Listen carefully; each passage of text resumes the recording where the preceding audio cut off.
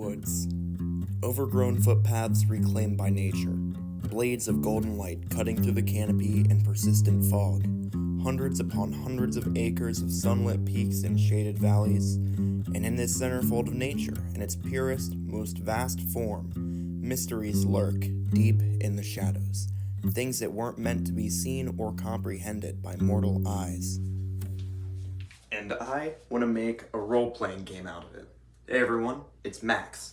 Today I want to talk about something pretty different from everything else I've done up to this point. Instead of a new board game, in this video I want to focus on designing a role-play experience. Instead of cards, instruction books, boards, it's all in the palace of the mind with a couple of dice and other components, but we'll get to that. For now, let's discuss the setting. I love the woods. One of my favorite places in the world is Smoky Mountains National Park. And that's where all the photos came from that you saw earlier in this video. What I want to do is capture that feeling of early morning mist, sun rays through the trees, and I want to apply a horror spin to it, a folk horror spin. Now, allow me to get a little self-indulgent for this next part. Let's go over some examples of movies and video games that have helped inspire me for this project. DarkWood is a survival action game developed in 2017 by Polish indie studio Acid Wizard. It makes use of a unique top-down gameplay perspective and grueling survival mechanics that make for a truly scary experience. The game runs by typical survival game tropes. By day, you explore and collect resources, and by night, you board up your house and try and stay alive until the next morning. With a deep, dark, and mysterious story inspired by Polish folklore, this game is something that drilled itself into my memory and refuses to let go.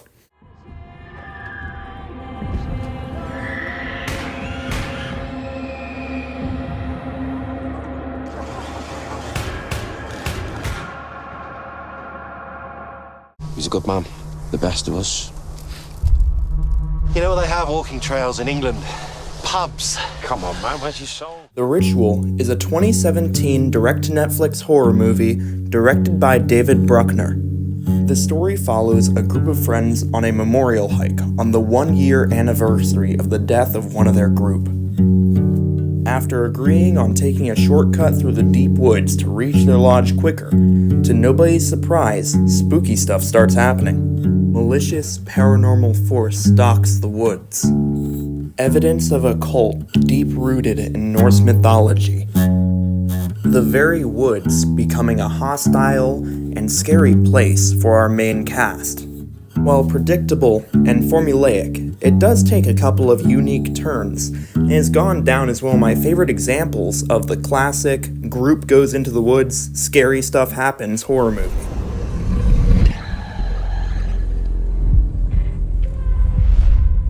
Now, if you know me, you know the Resident Evil franchise have some of my favorite games of all time, and 7 hits the top of that list. Ethan Winters, a man at the end of the trail on a 2-year-long search for his missing wife, ends up in a mansion in Louisiana, the Baker household. This place is full of horrible monstrosities, puzzles to solve, hidden rooms, traps, etc. Taking inspiration from the first entries in the franchise, this game goes back to its roots, focusing on tight resource management, terrifying encounters with enemies, and a lot of very interesting and deep puzzles. The deeper you go into the Baker household, the darker it gets. You gain a small arsenal of weapons and items that'll help you along the way. But remember, your resources are limited. You might have a shotgun, but you'll only have a shell or so for it.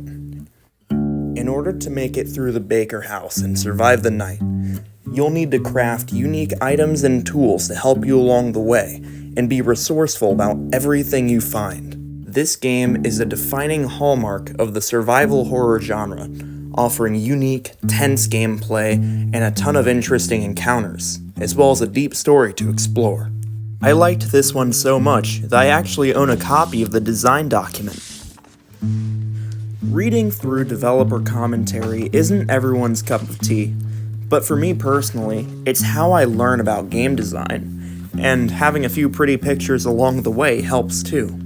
I'm able to see all kinds of stuff that may or may not have actually made it into the game, but one way or another help build the general vibe and design philosophy for the experience. So, let's get something straight. When I said role-playing game at the beginning of the video, pretty much all of you probably thought this set specifically of Dungeons & Dragons. And if you actually play, you're probably thinking 5th edition. Well, let me tell you a little story. After the 1st edition of the game came out, there was a precedent set for all kinds of custom homebrew modules, all kinds of interesting designs brought about from people that played the game, because when it originally came out, like most projects, they're worth respect, it wasn't perfect and needed a lot of work. That ended up creating the OGL, the Open Game License, where people could design and develop their own role-playing game system using certain elements from classic 1st edition Dungeons & Dragons. It's led to a recent boom of indie RPGs that's led to all kinds of amazing experiences for players old and new. Let's get into some of them. The first entry in this list is Mörk borg, probably the most striking example I have.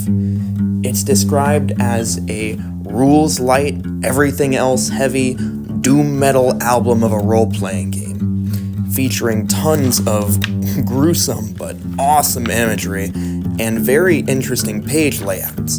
It focuses on presenting fundamentals as well as some quick and dirty world building that really gets the imagination going. This, by all accounts, is the opposite of your standard fantasy role-playing game while still being within, technically, the same genre.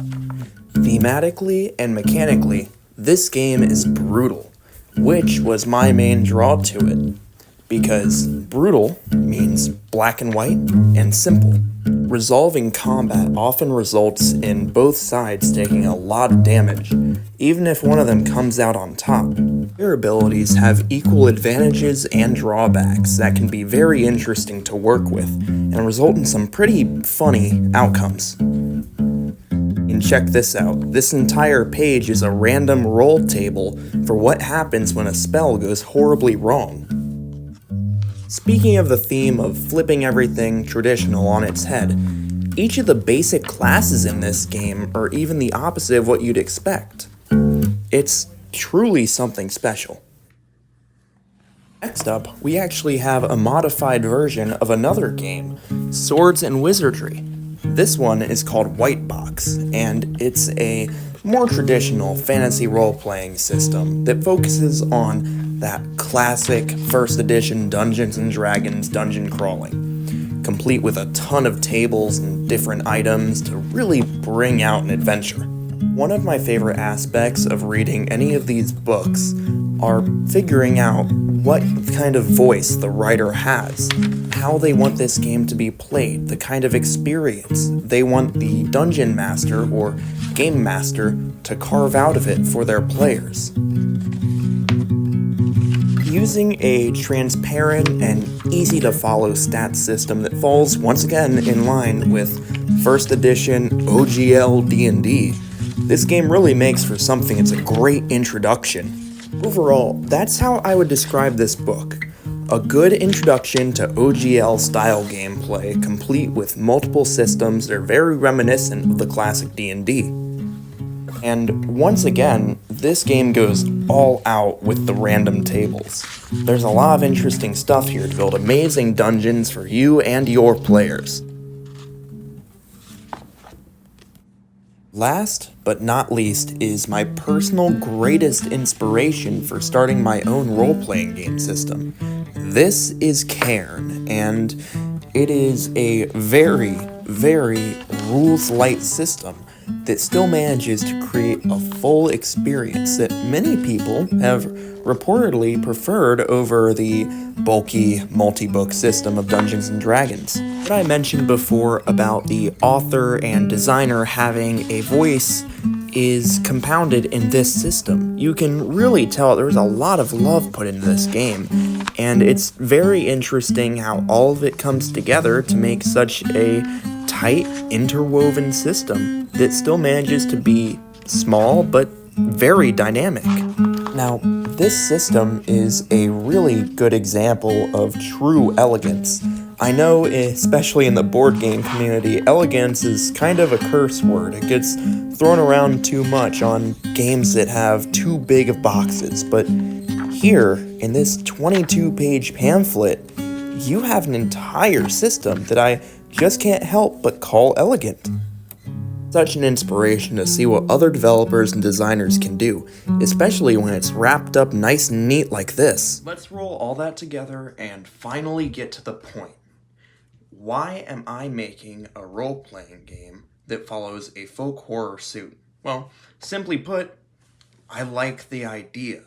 I think we have a lot of systems based around investigation, sanity, quick and dirty combat, a lot of really cool things, but we've rarely tried to distill it into one core system that builds itself around trope-oriented, cabin in the woods, Evil Dead style horror. And I think we can really have something cool on our hands. As this is a personal project, I'm going to be writing the first draft completely by hand in this old dusty leather-bound book. Thematically relevant, if you ask me. The title comes from an old comic book I wrote back in high school for my final art project. Of Branch and Bone, role-playing in a folk horror world. I managed to dig up the progress I made from all those years ago. Here's the title page. Same name, same general aesthetic. Admittedly, a pretty simple story, taking a lot of cues from DarkWood. It follows a lone survivor making his way through the world day by day in this green, forested post-apocalypse.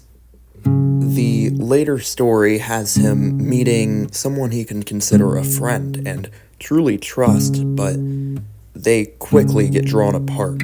It turns into a revenge story. The main character is given a new sense of purpose and a cult leader, a shaman, to hunt down. The trail leads him to a church that had been turned to a nest for all of the creatures that he'd been fighting against throughout the story and before.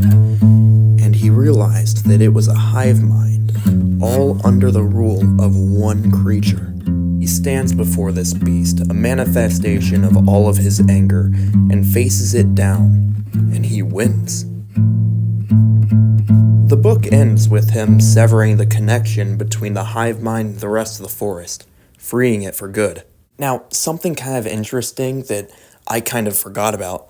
The friend of the main character and the shaman were these rat creatures, this ancient species that lived underground and worshipped this plant god that led to everything happening.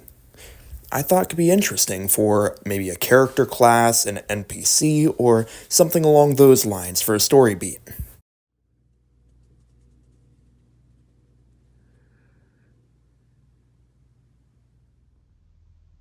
I have a lot to work with, and I've got a feeling there's a lot of interesting developments for me to share with all of you to come.